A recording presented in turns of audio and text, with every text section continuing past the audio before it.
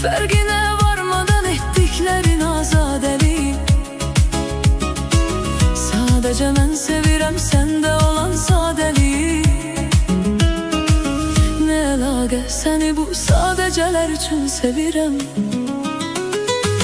Sevirəm mən səni xəlvət gecələr üçün sevirəm. Kimsəsiz yer və qaranlıq küçələr üçün sevirəm. Sevirəm sadəliyindən doğan asudəlik. Fərqinə varmadan etdiklərin azadəlik.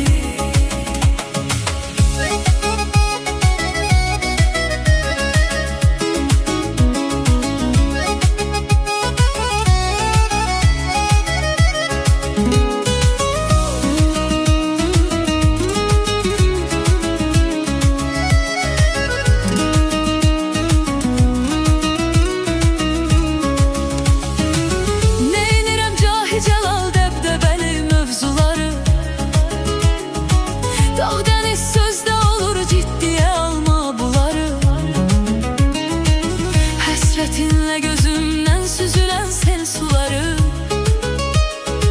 damla damla yığılan göl meşələr üçün sevirəm.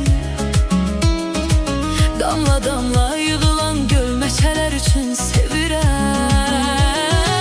Sevirəm mən səni xəlvət gecələr üçün sevirəm. Kimsəsiz yer və qaranlıq küçələr üçün sevirəm. Sevirəm sadəliyindən doğan asudəlik.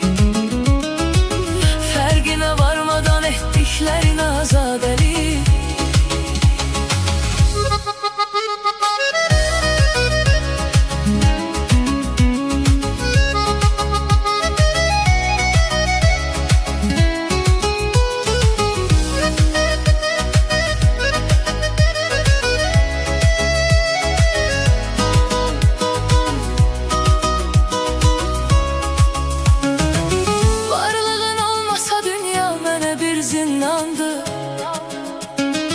Sənlə hər dərdi qəmi dəf eləmək asandır.